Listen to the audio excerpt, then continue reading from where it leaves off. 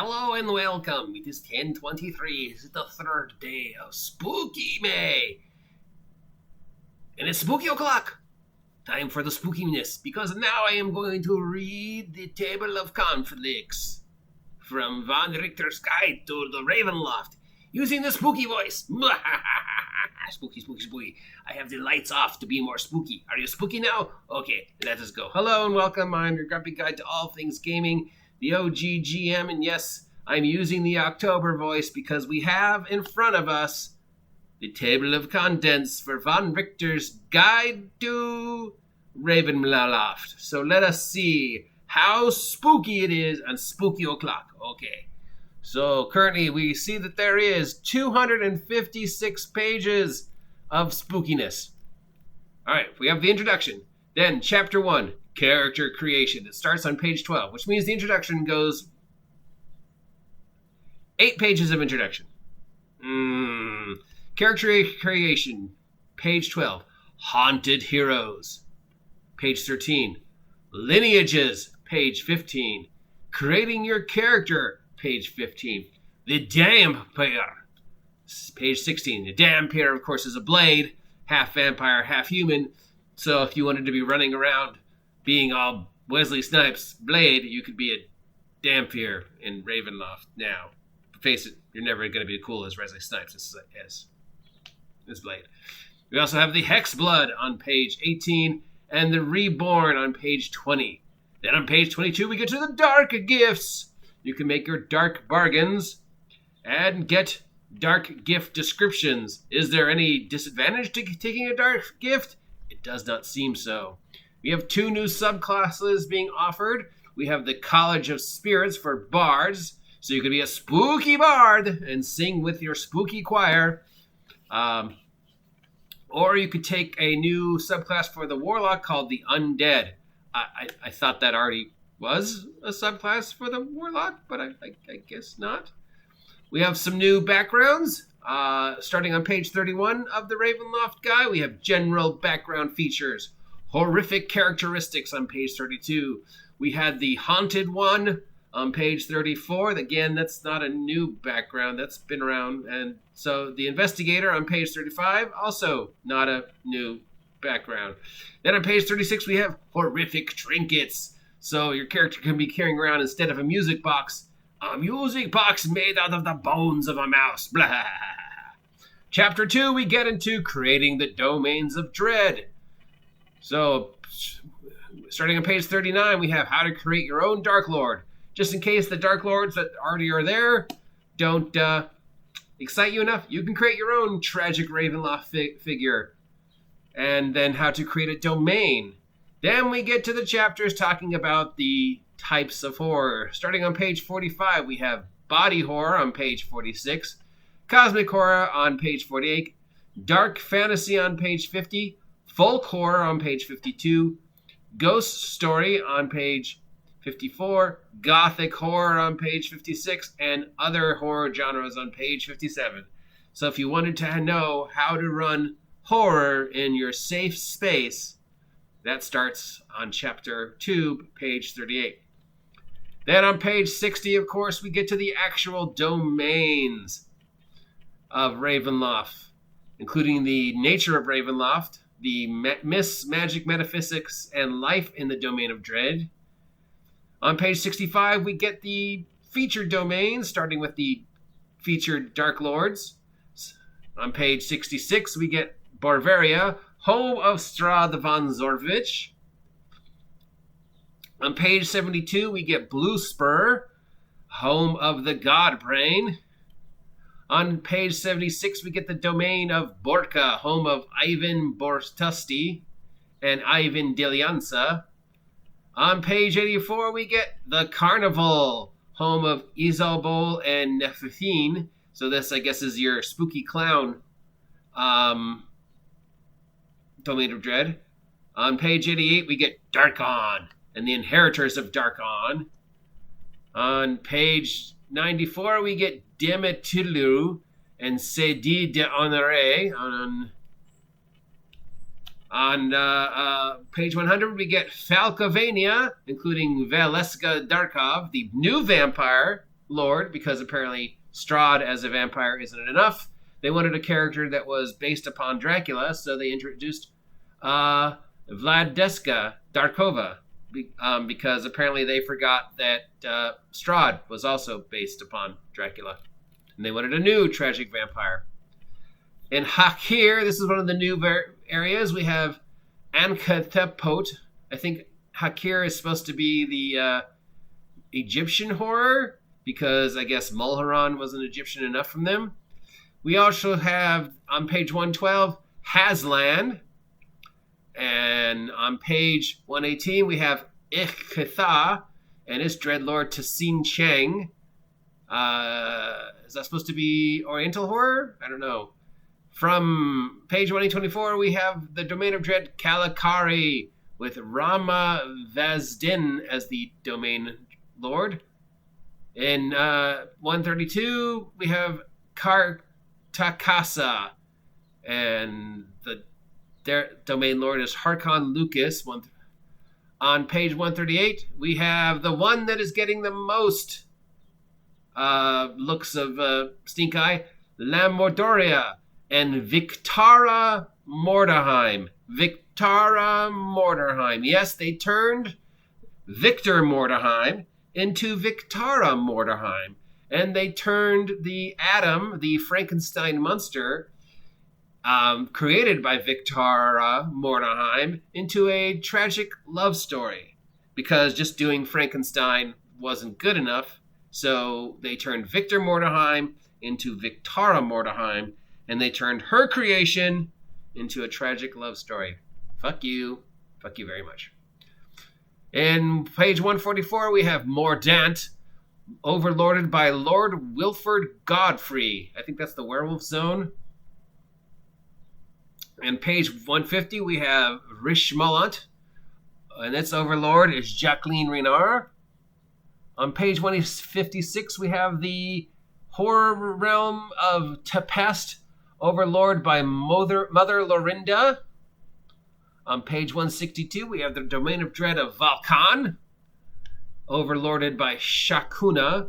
Other domains of dread include, on page 168, Siri 1313. I think that's the post-apocalypse Mad Max one they were talking about. We also have a Forlorn, Gasteria, Gahana, Invadia, Kining, Kalora, Markovia, the Nightmare Lands, Ninjarnaja, Novavasa, Obaria, the Rider's Bridge, Rispolosa, Skarnara, the Sea of Sorrows, the Shadowlands, Scourgeane, the Sartona Buffs, Tovag, the Domain of Dread called the Vaga Agency, and a Domain of Dread called Zahersia. And I am probably mispronouncing all these names horribly. On page 174, we have the chapter on traveling in the Mists. We have the... where'd it go? Sorry, I got rid of it there for... Page 174, we have the chapter on Travelers in the Mists.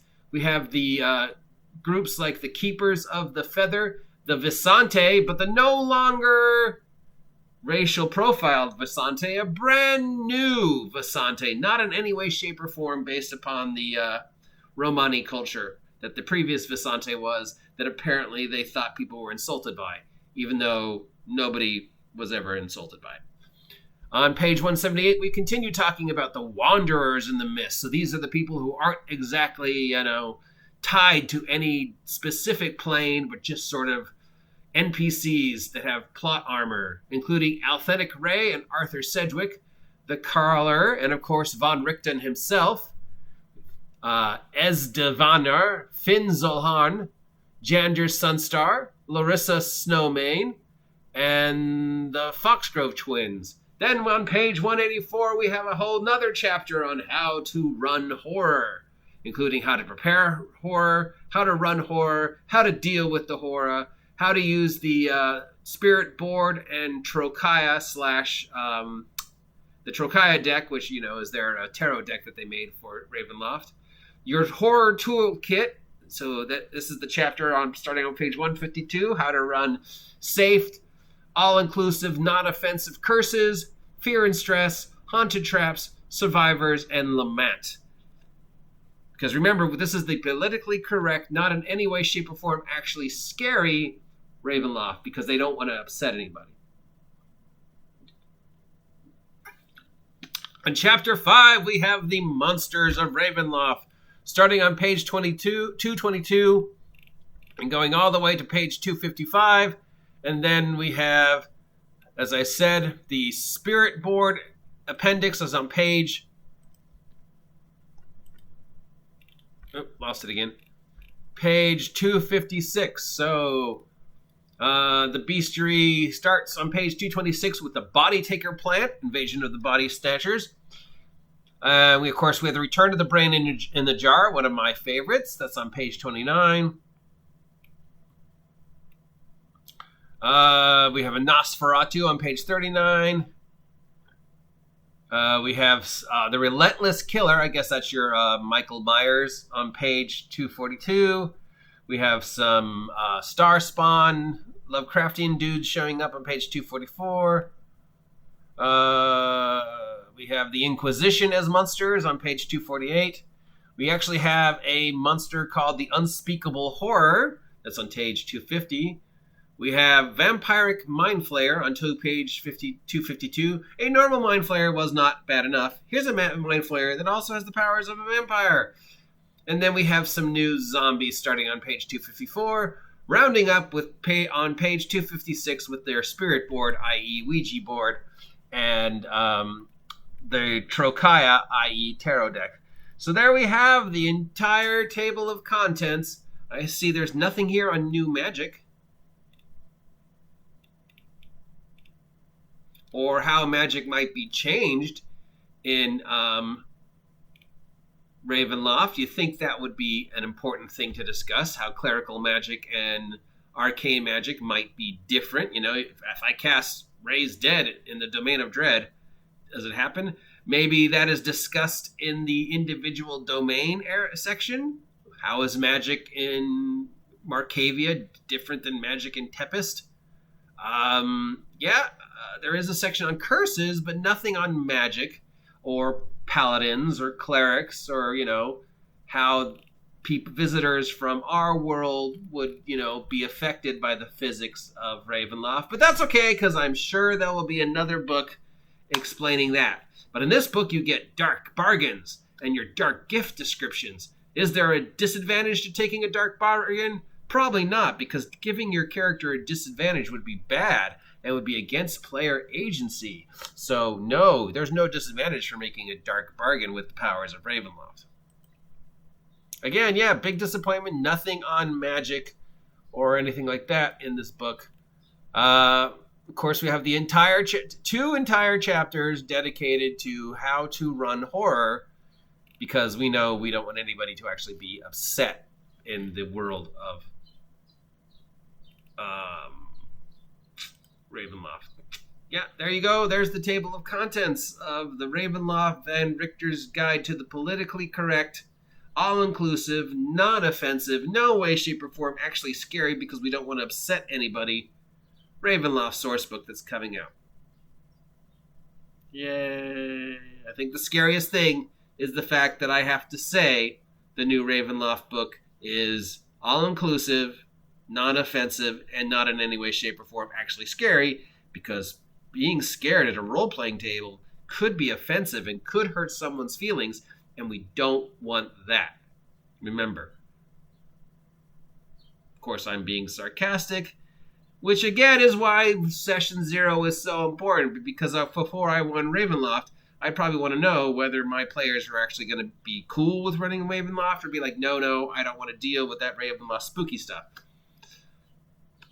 But I guess that's discussed in the section on how to run horror for D&D and, you know, being safe at your Ravenloft table.